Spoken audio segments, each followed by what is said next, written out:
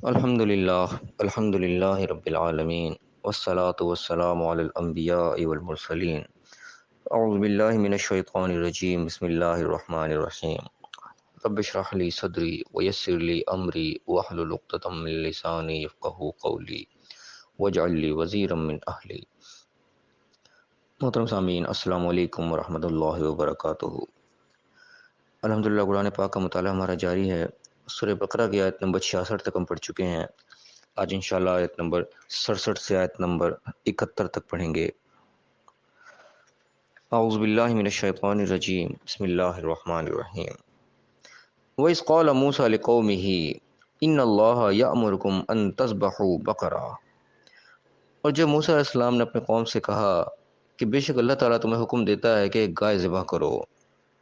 یہاں پہ وہ واقعہ بیان ہوا ہے گائے کے ذبح کرنے کا۔ اسی واقعے کے اوپر اس سورت کا نام بھی جو ہے سورہ بقرہ ہے، کہ موسیٰ علیہ السلام نے جو حکم دیا تھا اپنے قوم کو گائے کو ذبح کرنے کا۔ اب اس کا تذکرہ سارا آ رہا ہے کہ انہوں نے کیا کیا کیا۔ گائے ذبح تو کی انہوں نے، لیکن اس کے بعد کتنے ہیل حجتیں انہوں نے کی، کتنے سوالات کیے فالتو کے، ان ساروں کا تذکرہ یہاں پہ آئے گا، اور اس کے اندر بھی ہمارے لیے یقیناً سبق ہے۔ اس واقعے کے اندر بھی وہ ہم تلاش کرنے کی کوشش کرتے ہیں۔ یہاں اللہ تعالیٰ نے بتا دیا کہ موسیٰ علیہ السلام نے جب قوم کو حکم دیا کہ تم گائے ذبح کرو، اللہ تعالیٰ حکم دے رہا ہے تمہیں، قال، انہوں نے جواب دیا کہ اتتخذنا ہزوا، کیا تم ہمارے ساتھ مذاق کرتا ہے؟ اتتخذنا ہزوا، کہ تم مذاق کر رہے ہو ہمارے ساتھ، یہ کیا بات ہے گائے ذبح کر دیں؟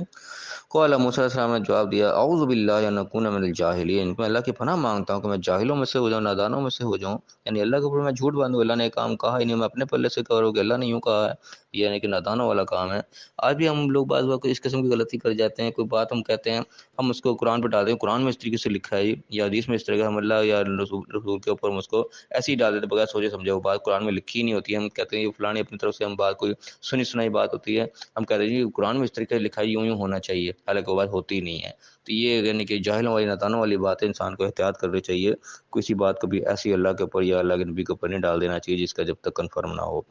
تو یہاں پہ ایسی بات ہے، موسیٰ علیہ السلام نے کہا کہ میں نادان تھوڑی بنوں گا، میں پناہ چاہتا ہوں اللہ کے، میں نادان بنوں اللہ کے اوپر ایسی بات کہہ دوں جو اس نے کہی نہ ہو۔ پھر انہوں نے کیا جواب دیا، قالوا ادع لنا ربک یبین لنا ما ہی،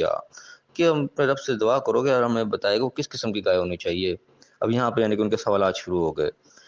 تو قال، انہوں نے جواب دیا موسیٰ علیہ السلام نے، انہ یقول، کہ اللہ تعالیٰ یہ فرماتا ہے، انہا بقرۃ لا فارض ولا بکر، کہ وہ ایسی گائے ہونی چاہیے نہ بوڑھی ہو نہ جوان ہو، اوان بین ذالک، اس کے درمیان درمیان ہو۔ اوان سے کئی لوگوں نے مراد بالکل نوجوان لیا ہے، کئی نے مراد ادھیڑ عمر لی ہے۔ دوبارہ ادھیڑ عمر میں سب سے یہاں بہتر بنتا ہے، کیونکہ بکر ان کا لفظ جوان کے لیے ہے، کیونکہ بچھڑے کے لیے تو اجل ان کا لفظ استعمال ہوا ہے، پہلے اجل کہتے ہیں بچھڑے کو،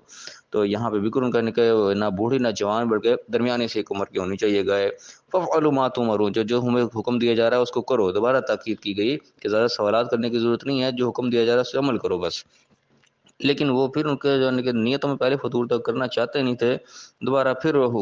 سوال کر دیا، قَالُوا ادْعُ لَنَا رَبَّكَ يُبَيِّن لَنَا مَا لَوْنُهَا، کہ ذرا اپنے رب سے دعا کر کے پوچھ کے بتاؤ کہ اس کا رنگ کیسا ہونا چاہیے۔ اب یہ خام خواہ کے سوالات، یعنی کہ جب حکم دیا گائے ہے پکڑو ذبح کر دو، کام ختم ہو جائے گا، اپنے لیے آسان کام کرو، لیکن سوالات کر کر کے اپنے کام کو خود مشکل سے مشکل یعنی کہ وہ بناتے گئے۔ پہلے ایک سوال کیا، اس کا جواب آ گیا، پھر دوسرا سوال کر دیا، بتاؤ اس کا رنگ کیسا ہونا چاہیے۔ قال، پھر جواب آیا، انہ یقول انہا بقرۃ صفراء، ان کا کہ گائے جو ہے فاقع لونھا تسر الناظرین، کہ اس کو وہ زرد رنگ کی ہونی چاہیے، خوبصورت قسم کی ہو، جو کہ دیکھنے والوں کو اچھی لگے۔ اب یہ پھر جواب آ گیا، لیکن ابھی بھی تسلی نہیں ہوئی ان کی، پھر سوال کر دیا، قالوا ادْعُ لَنَا رَبَّكَ يُبَيِّن لَنَا مَا هِيَ، کہ اپنے رب سے دعا کرو، ذرا دوبارہ واضح کر کے بتایا، سمجھ نہیں آ رہی۔ ان البقرہ تشابہ علینا، بے شک گائے جو ہم پر مشابہت ہو رہی ہے، بہت سارے ملتے جلتے سے، ہم سمجھ نہیں آ رہی کون سی کریں۔ وَإِنَّا إِن شَاءَ اللَّهُ لَمُهْتَدُونَ، بے شک اللہ نے چاہتا ہم ہدایت پا جائیں گے، ہمیں سمجھ آ جائے گی کون سی ہے، لیکن ذرا دوبارہ پوچھ کے ابھی بات کلیئر نہیں ہو رہی۔ یعنی نیت کی اپنی فطور ہے، وہ حجتیں پہ ہیل پہ حجت بنائے چلے جا رہے ہیں، سوال پہ سوال کیے جا رہے ہیں۔ پھر سوال کر دیا بار، پھر اللہ نے جواب دے دیا، قولا، جواب دیا موسیٰ علیہ السلام نے پوچھ کے، انہ یقول انہا بقرۃ لا ذلول تثیر الارض ولا تسقی الحرث، کہ بے شک اللہ تعالیٰ یہ فرما رہا ہے کہ وہ گائے ایسی ہونی چاہیے جو کہ نہ زمین میں جوتنے والا اس میں کام لیا گیا ہو، اور نہ کوئی کھیتی کو پانی دیا گیا ہو، کسی قسم کا داغ نہ، یعنی بالکل بے داغ ہونی چاہیے، کسی قسم کا اس کے اندر عیب نہ، کوئی اس کے اوپر کوئی کام نہ اس سے لیا گیا ہو، بالکل ایسی بے داغ قسم کی وہ ہونی چاہیے گائے، مسلمۃ لا شیاۃ فیہا، کہ بالکل اس میں کسی قسم کا کوئی داغ نہ ہو۔ پھر وہ آگے قال الآن جئت بالحق کہ ہاں اب آپ حق بات لے کے آئے، اب یعنی کہ بات سمجھ آ گئی جو اپنے جو بات ہم پوچھنا چاہ رہے تھے۔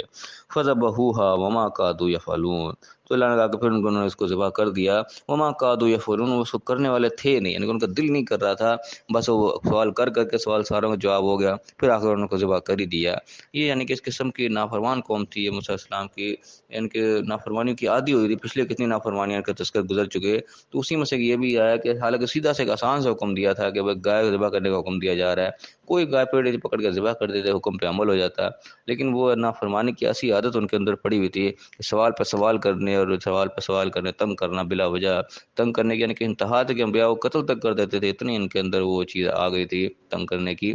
کہ یہاں پہ بھی حکم سیدھا سا تھا لیکن اس کو سوال کر کر کے خود اپنے لیے مشکل بنا لیا۔